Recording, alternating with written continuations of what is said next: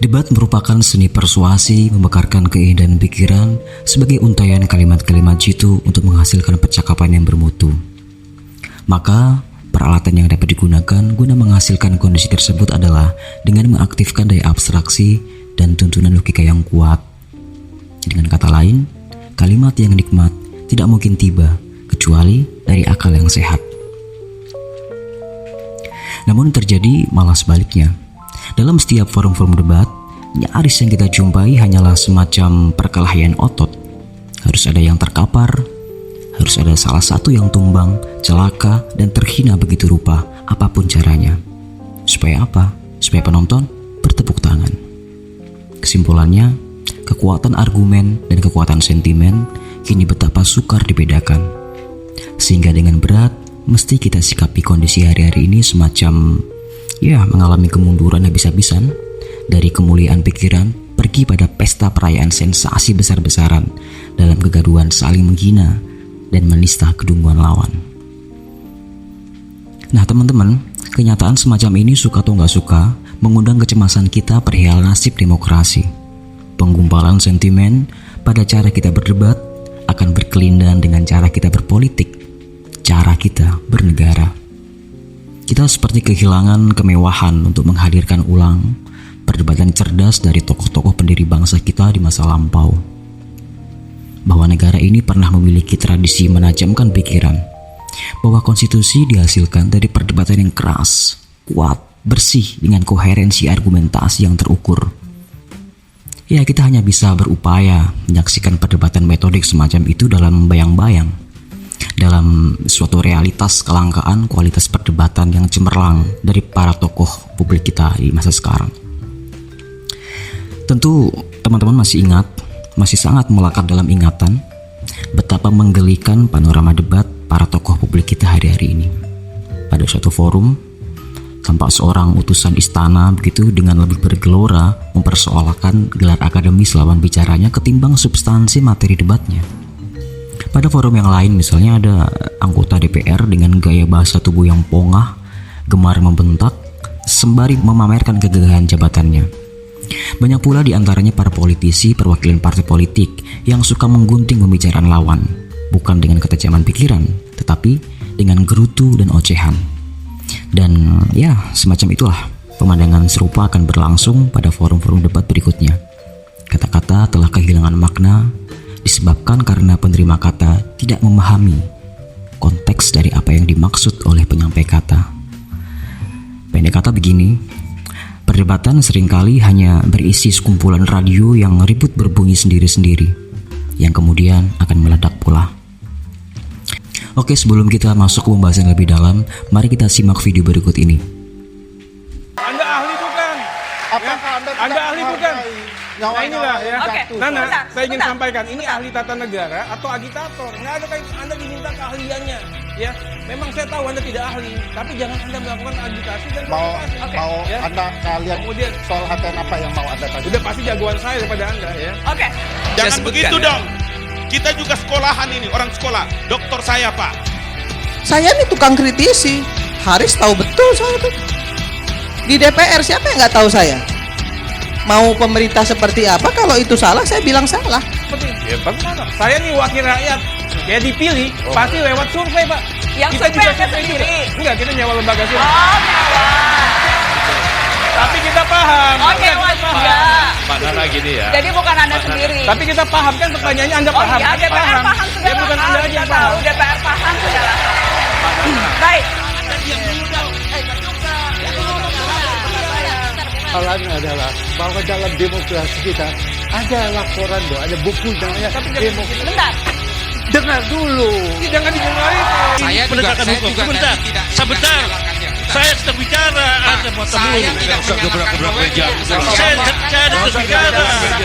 Begini Kalau aja, udah tahu nggak pakai itu nggak usah hati. begini aja. Kau, Kita ini mengundang Ya. sama-sama menghormati mengundang. Ya, gini. Artinya udah ada fakta. Ustadz, gini. Anda punya akhlak nggak? Enggak, Anda beragama? jangan saya mau.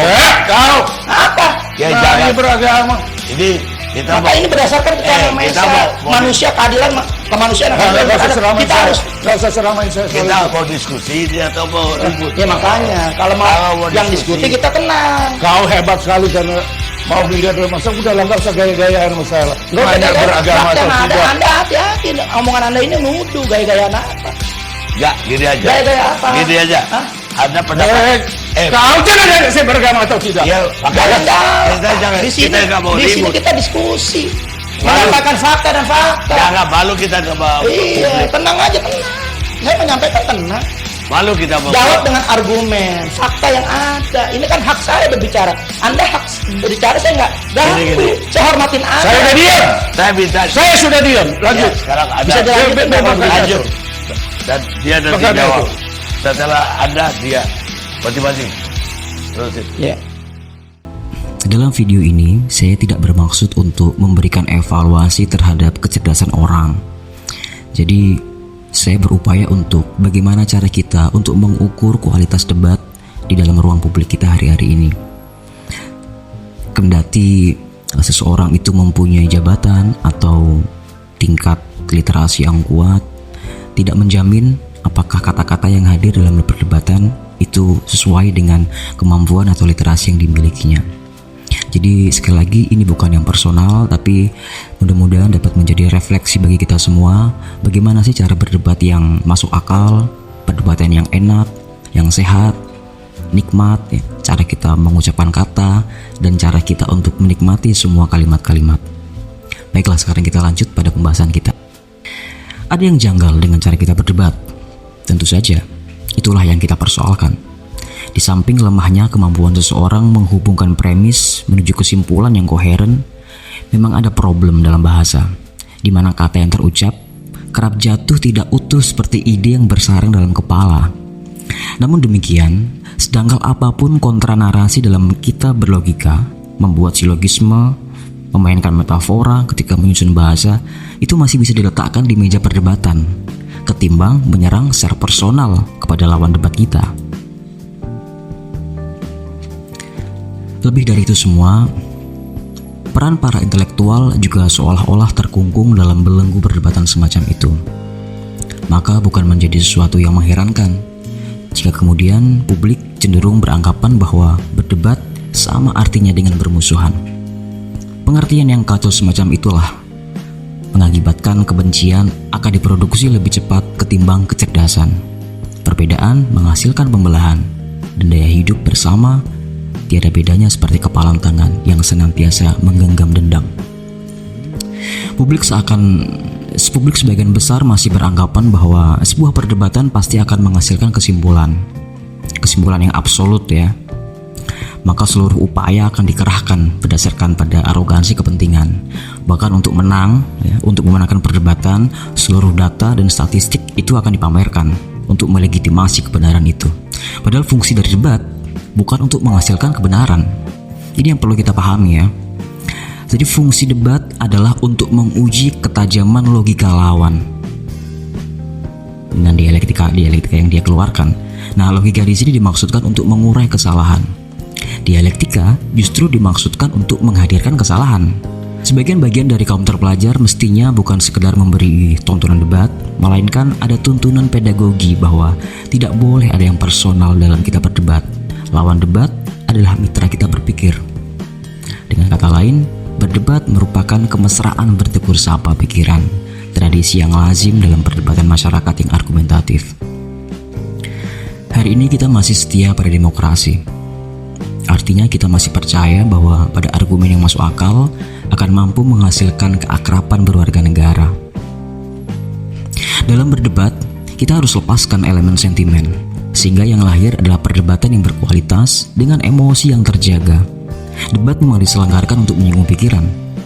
Ketika pikiran dan pikiran lain saling ganggu, itu artinya kita sedang berdebat. Saat kita memilih ruang sunyi masing-masing, itu tandanya kita sedang berdoa. Demikianlah semestinya iklim debat yang sehat dalam ruang percakapan publik kita hari-hari ini dan seterusnya. Tugas para akademisi sebagai pelopor pikiran dengan logika yang kuat. Perkara menyinggung perasaan biarlah menjadi tugas dari para pelantun lagu-lagu cinta yang tenaganya juga diperlukan untuk pelipur batin umat manusia. Salam.